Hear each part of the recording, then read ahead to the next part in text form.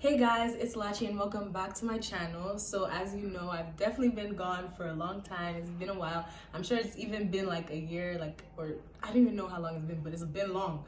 And long story short, it's just because of school. I've been busy. When I'm in school, I need to focus, and I thought I could do both, but it doesn't work. So yeah, so as you can see in the title, this video is called A Night in Istanbul, and right now I'm in Nigeria. I'm in my village, Imo State, and yeah, it's basically the process of how I got here now. Like, it was really crazy. I had my flight on, I think it was a Thursday, to get to Nigeria on Friday.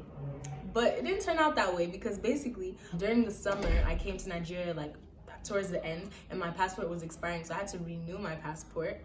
Okay, boom. But basically it was supposed to be a temporary passport, and they said that it doesn't expire till the next August, which is August 2023, right? So I'm like, okay, cool, we have time. We don't need to renew my passport fully and like get a full passport. No, because it's even like I already renewed it by getting that temporary passport, but they were like, I need to get a full booklet by August 2023, but I could still use it in certain countries. So I was like, okay, cool.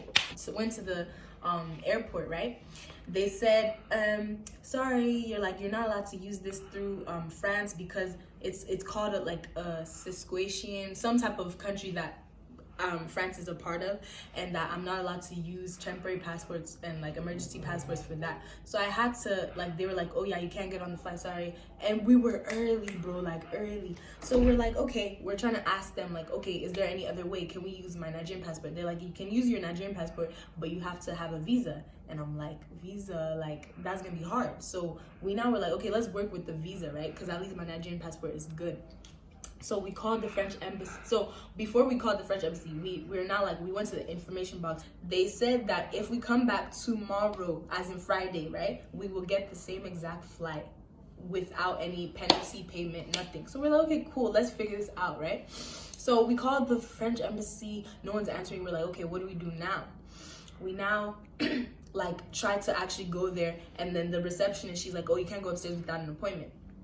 And we're just like figuring all that stuff out. It didn't work. We're now like, okay, cool. Like, and I'm even giving you guys small gist though. I just don't want to make this thing long, but it was stress. Like, it was so stressful. So then we now had to go to the passport office for US and work with my American passport, because obviously getting a visa was not gonna work, right? So we now had to go there.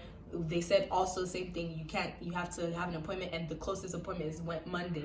So we're like, okay. The guy, luckily a guy, like a security guy, saw us, and he came up to us. He was like, if you call this number, that you'll be able to get a passport, like any type of appointment, like they'll hook you up basically. So we called the number, and they were like, closest passport appointment is in Arizona, Tucson, Arizona. I'm in LA, California, LA, right?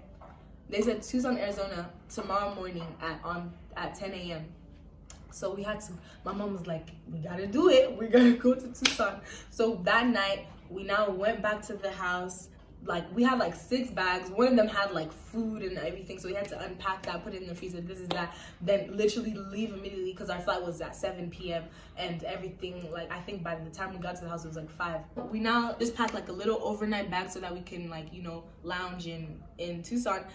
Got to the airport, had to go to Tucson, Arizona, came to the hotel, had to finish my homework because that was like my last week of school. Then our appointment, woke up early, had our appointment in Tucson, all that stuff. But long story short, it was now 12 p.m. Finally got my passport, right? We missed our flight that took us back there. Man, it was a long ass story. This is me trying to liven up the situation for my mom while she's on the phone with Air France, because they were saying someone put us as a no-show for our flight to Nigeria, and we're trying to make us pay like 13K each, which is why we later on went with Turkish Airlines, and how A Night in Istanbul came to life. We then rebooked our flight to LA that we had missed while waiting for my airport, and got some bomb-ass food and called it a day. But long story short, I hope you guys enjoy the video and enjoy A Night in Istanbul, because it was definitely a blessing in disguise, and I'm really grateful we got the chance to go, and it was very fun. And I hope that I'm able to you know, show you guys the rest of the vlogs that I have in store, because I've really been videoing the whole year, and now it's the end of the year. It's just that I didn't get to post anything, so I'm gonna just do my best to post what I can, and I hope you guys enjoy. Love you. Bye. Enjoy.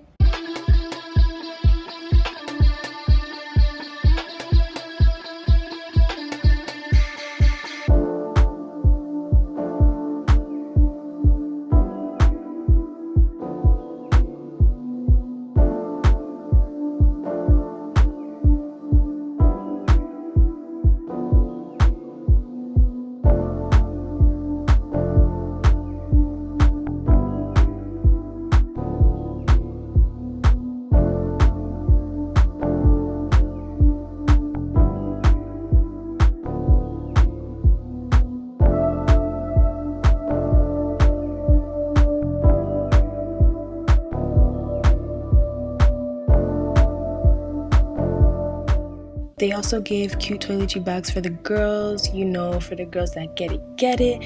And then I got ready for bed, used their noise cancelling headphones, which were fire. Then it was morning and I ate some breakfast. It was nice. And I relaxed till we landed in Istanbul.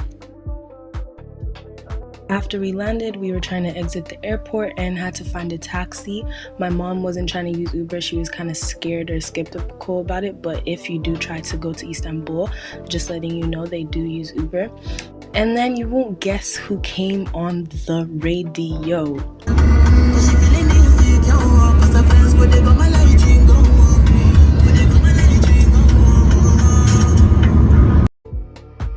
We finally got to our hotel. We stayed at Hilton Mall of Istanbul, and it was a very nice hotel. I would probably stay there again if I go to Istanbul.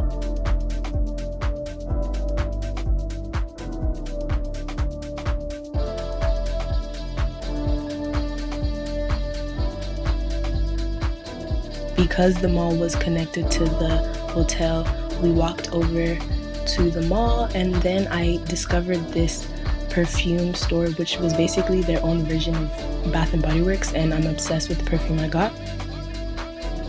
Then my mom wanted to get a few gold plates because like she's obsessed with gold, and it was also a very nice store, and we met very nice people. Like, one thing I will say about Istanbul, I don't know about other people's experience, but for me, everyone is very friendly. And I know a lot of them in the airport don't like Americans. So like once they saw my passport, it was hilarious. One of the ladies just like eyed us, but it's okay.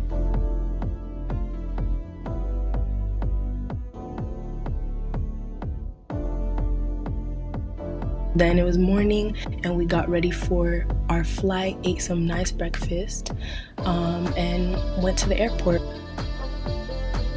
Our taxi driver was also very nice. He was trying to teach us words and we were trying to like help him with English, and he was just telling us stories about his life in Istanbul and how he wants to come to America eventually. And then we got to the airport. I got some baklava at duty free, which was fire. I'm obsessed with baklava even before I came to Turkey. And then I got my favorite chocolate that I'm always obsessed with. Every time I travel I have to get it. My mom got some Turkish coffee. There was also a Shake Shack, which was really cool. The goods are secured.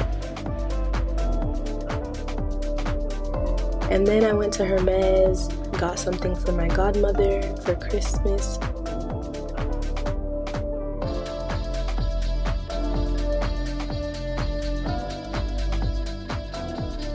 And we went to the lounge. Guys, I kid you not, I've been to so many lounges in my life, and this was literally my favorite lounge. They even gave free massages. Like massages, if you know me, I'm obsessed with massages. So this was literally like heaven for me. I loved it, and that's my mom. She's getting massage now.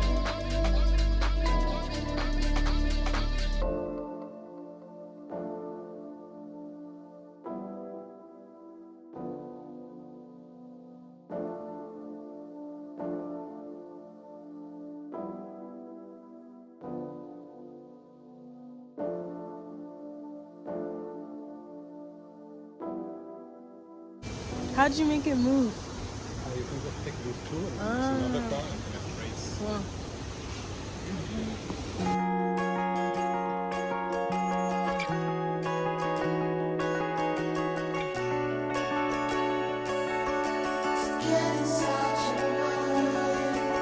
Bye.